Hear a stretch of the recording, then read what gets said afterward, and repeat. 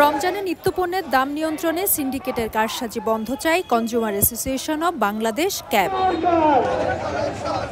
বুধবার চট্টগ্রামে পদযাত্রা করে ভোক্তা অধিকার নিয়ে কাজ করা সংগঠনটি।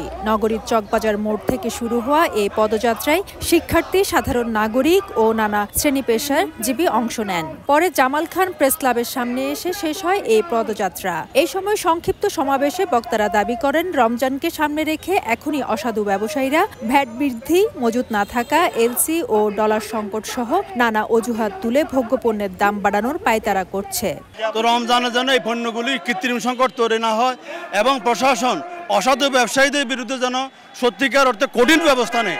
দ্রব্যমূল্য নিয়ন্ত্রণের পাশাপাশি রমজান মাসে গ্যাস, বিদ্যুৎ ও পানির নির্বিচ্ছিন্ন সরবরাহের দাবি জানান বক্তারা।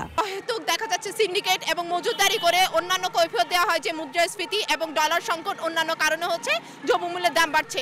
এই সিন্ডিকেটটা যাতে ভেঙে দেওয়া হয়। Vision hot and cool AC 4-way solenoid valve টেকনোলজিতে হিটিং ও কুলিং দুই মোডেই কাজ করে সমানভাবে। Vision hot and cool AC. ব্যবসায়ীদের বিরুদ্ধে দীর্ঘদিন ধরে বলে আসছি, আপনারা রমজান আসলে মজুতদারি করবেন না, কিন্তু দুঃখের বিষয় আপনারা এটা চালিয়ে গেছেন। রমজান মাসে আমরা চাই যে সব নিত্য প্রয়োজনীয় জিনিসের দাম থেকে গ্যাস, তেল, বিদ্যুৎ যেন নিয়মিত থাকে।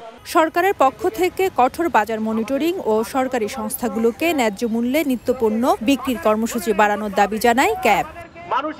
ফেরদৌস লিপি, সময় সংবাদ, চট্টগ্রাম।